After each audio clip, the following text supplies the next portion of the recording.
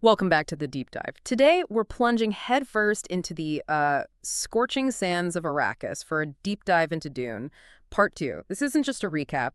We're really going to unpack Denis Villeneuve's epic continuation of Frank Herbert's classic. We'll be focusing on Paul Atreides' kind of mind-bending transformation, the high-stakes galactic politics, and, the profound, often chilling themes that make this story stick with you. Exactly.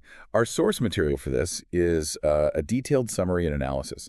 So it lets us pull out not just what happens, but why it happens, and maybe even what larger, more surprising questions it brings up.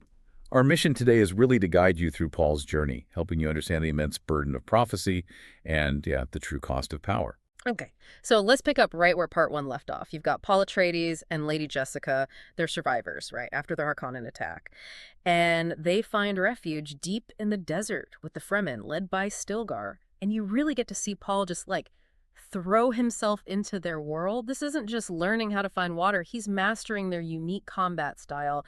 And incredibly, he undertakes the really perilous rite of learning to ride a colossal sandworm. I mean, can you even picture that? The sheer scale? It's more than just learning a skill, isn't it? Whoa. This mastery isn't just Paul physically adapting, it's a profoundly symbolic act. Right. By riding Shai Hulud, he's not just surviving Arrakis, he's starting to conquer it. Physically and spiritually. It's a critical step in fulfilling that Fremen prophecy, marking him as their messiah, whether he actually wants that title or not. It's just, it's a direct declaration of his power over the planet itself. Right. And as Paul's doing all this, his bond with Chani, it really deepens significantly. But it's not just a straightforward romance, is it? She becomes this, crucial anchor for him. She challenges his emerging role as this potential messiah, even while she's inspiring him to embrace the Fremen's fight. Yeah, that's a fascinating dynamic because she represents the sort of authentic Fremen spirit, right? She resists the manipulative prophecies swirling around Paul. She sees the man, Paul, not the myth of the Lisan al Gaib. And her skepticism, it forces him to confront the real consequences of the path he's being pushed onto. It's a relationship built on respect, definitely. There's also this deep ideological tension. Meanwhile, Jessica's on her own journey, and it's arguably even more dangerous. She makes this monumental decision to drink the water of life. Now, for anyone listening who might not know, this isn't just some ritual. What exactly is the water of life, and what does it do to a Bene Gesserit like Jessica? Well, the water of life is. It's the highly concentrated, extremely poisonous bile from a young sandworm, essentially its essence. For a Bene Gesserit, someone trained like Jessica, drinking it is a controlled genetic transformation, a metabolic change. It's a deadly test. If you survive, it unlocks this unbelievable ocean of ancestral memories. It links her consciousness to every single Reverend Mother who came before her. It fundamentally rewires how she sees reality. It lets her see patterns in time, in truth, and it absolutely solidifies her authority among the Fremen women. Okay, and here's where it gets really, really unsettling. Jessica is pregnant when she does this. What does that mean for her unborn child, Elia? Ah, yes. This is a critical detail. So her unborn child, Elia, becomes preconscious in the womb, which means her infant mind is just suddenly flooded with millennia of these ancestral memories, all at once. Yeah, imagine an infant brain suddenly gaining access to the collective consciousness of countless generations. Yeah. It basically makes her a mental adult trapped in an infant's body. And it potentially leaves her vulnerable to ancient, maybe darker personalities lurking within that collective memory. It sets up a profoundly unique and, often terrifying character for the future of the saga. So as Paul gets deeper into the Fremen way of life, learns their secrets, something else is accelerating too. His prescient abilities. It's like the constant spice exposure on Arrakis and his Bene Gesserit genetic potential are just supercharging his mind. His visions become clearer, more vivid, and frankly, more terrifying. And this isn't just knowing what happens next. His spice-fueled prescience. It's not like seeing one fixed future. It's more like seeing this terrifying, constantly shifting flow of possible futures. Every vision is like a branching path, leading to different kinds or degrees of galactic holy war. His real torment comes from seeing the golden path, this single horrific future. A future of total control that he might have to embrace to save humanity in the long run, but it means billions dying and him losing his soul. He sees a jihad, a holy war, waged in his name by Fremen fanatics who worship him as the Lisan al Gaib, the voice from the outer world. So that just lays out Paul's agonizing dilemma, doesn't it? Does he accept this myth forming around him? Does he embrace being this prophesied leader, even if it means galactic violence? Or does he desperately try to forge his own path, try to avoid triggering this mass destruction he sees so clearly. Exactly. And this really raises an important question for you, the listener. Paul faces this profound choice. Embracing his destiny could lead to millions, maybe billions, of deaths across the galaxy. He'd become the very tyrant he despises. But refusing it, that might allow even greater evil like the Harkonnens to triumph. It could mean the end of the Fremen, maybe even the stagnation of humanity. It's like a massive galactic-scale trolley problem. He's forced between two catastrophic paths. What would you choose in such an impossible position? Yeah, it's heavy stuff. And while Paul is grappling with this impossible choice, this weight on his shoulders, the rest of the galaxy isn't exactly standing still. We see the machinations of Baron Vladimir Harkonnen. He's tightening his brutal grip on Arrakis, and he promotes his nephew, Feyd-Rautha, who is violent, charismatic, but utterly brutal as his heir. He's such a perfect Drak foil to Paul. Mm-hmm. And the Pedisha Emperor, Shaddam IV, he's watching all this. And he's growing increasingly threatened by Paul's rising influence down on Arrakis. He sees Paul as a genuine challenge to his, his absolute authority. So in response, he dispatches his elite Sardaukar troops to just crush this Fremen rebellion before it gets any bigger, setting up a huge confrontation. And the Sardaukar are no joke. Oh, definitely not.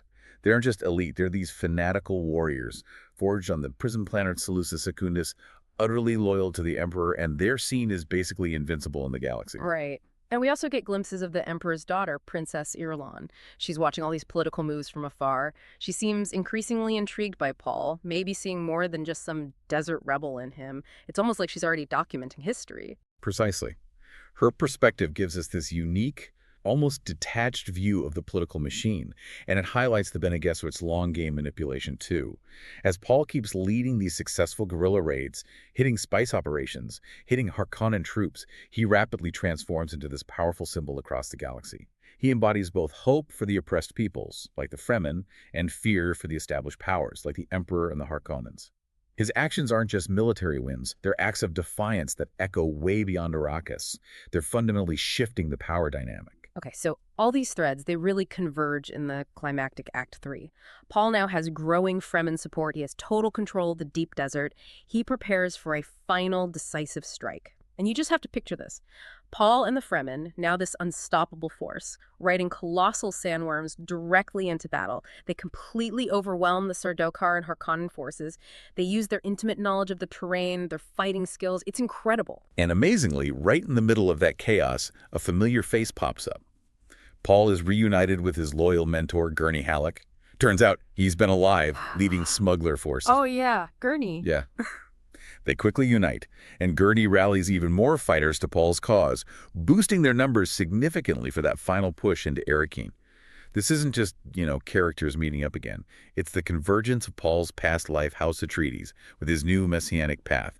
It kind of signifies the final shedding of his old self as he fully steps into this leader role, however much he might hate it. And the climax is just thunderous. Paul's forces storm the capital city, Arrakeen. They lay waste to the Emperor's entrenched troops. It's a truly epic confrontation on screen. What really stands out there, I think, is how tactical brilliance and just deep, intimate knowledge of the environment completely overturn established military power. The Fremen's mastery of Arrakis, using the sandworms like living siege engines, their guerrilla tactics, knowing the desert, it just nullifies the Sardaukar's supposed elite training, and the Harkonnen numbers. It's a really stunning display of home ground advantage against Imperial might. So in the final act, Paul faces his most direct confrontations. First, he stands right before the Emperor, demanding justice for House Atreides, asserting his own rightful place. Then he engages in that brutal knife duel with Feyd-Rautha. Paul ultimately wins, securing his absolute right to rule by conquest, essentially. It's a stark, visceral end to the Harkonnen threat, at least for now. And his victory isn't just about knives. Paul then uses intense political pressure and the chilling threat of unleashing his Fremen fanatics, who are basically unstoppable at this point upon the entire galaxy. He uses this threat to force the Emperor into giving him Princess Irulan's hand in marriage. Well, yeah. It's a move that brutally solidifies his claim to the Imperial throne. It's brilliant in a terrifying way. A strategic maneuver that just bypasses tradition and declares a whole new order. but what does this all mean for Paul personally? I mean, the cost is truly steep. He gets ultimate power, yes, but he completely abandons his personal happiness with Chani. As we saw, she refuses to be just a political wife, a consort. He accepts this role he never truly wanted, knowing full well that this path, the one he's now on, will bring unimaginable destruction and suffering across the stars. It's a profound sacrifice. Absolutely. He becomes the very thing he feared, a messiah leading a devastating holy war. All for what he believes is the greater good, that golden path. He sacrifices his deepest desires, love, maybe even his own freedom, and arguably his moral clarity. All for a path he sees as preordained, necessary to save humanity. It just highlights the devastating cost of being that figure, the messiah, who has to make monstrous choices for what they see as ultimate salvation. So we arrive at those chilling final moments. Chani walks away. She's heartbroken, disillusioned by Paul's rise to power, his cold, strategic choices. She leaves him basically alone, staring out over the burning sands of Arrakis, surrounded by his Fremen legions who are ready to launch this galactic holy war in his name. He has become the Emperor, the Messiah, and terrifyingly, the Destroyer, all rolled into one. He has fulfilled the prophecy, yes, but at a cost only he truly understands, and the seeds of future turmoil are sown. And of course, the ominous rise of his preconscious sister, Aliyah, that's now firmly planted. This isn't a happy ending, not in any traditional sense. It's really the beginning of a far more complex and arguably tragic future. Okay, so let's take a moment to unpack the key themes here, because Dune, part two isn't just about the action, right? It's packed with ideas. First, there's that profound struggle between power versus destiny. Paul's desperate fight between fulfilling a prophecy and trying somehow to resist becoming the very tyrant his visions warn him about. And tied right into that is the chilling theme of religious manipulation. You see how the Bene Gesserit's centuries-long Missionaria Protectiva basically preceded messianic myths among the Fremen. It turned a desperate people into a ready-made army for Paul. The film, like the book, brilliantly shows how belief itself can be weaponized for political power. That's central to Herbert's whole warning. Yeah, absolutely. Then there's the immense theme of sacrifice. The profound personal sacrifices Paul makes, his love for Chani, his personal freedom, maybe even his own moral clarity, all to save what he perceives as the future, no matter how brutal that future looks in his visions. And finally, you can't miss the critique of colonialism and rebellion. The film powerfully depicts how imperial power, the Emperor, the Harkonnens, and their exploitation of resources, the spice, how that fuels these cycles of oppression and resistance. It really echoes real-world histories.